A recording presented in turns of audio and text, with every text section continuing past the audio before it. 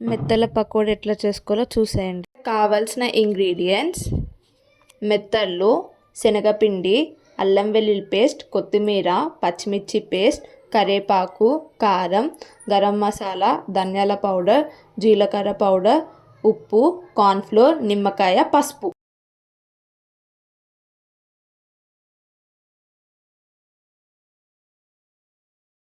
Two spoons శనగపిండి వేసుకోవాలి.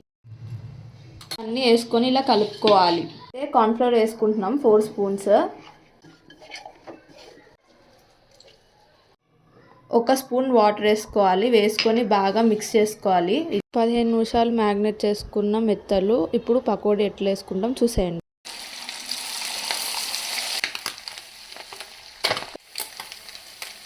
చూసేసారు కదా మెత్తల పకోడీ ఎట్లా చేసుకున్నా. మీరు కూడా తప్పకుండా ట్రై చేయండి.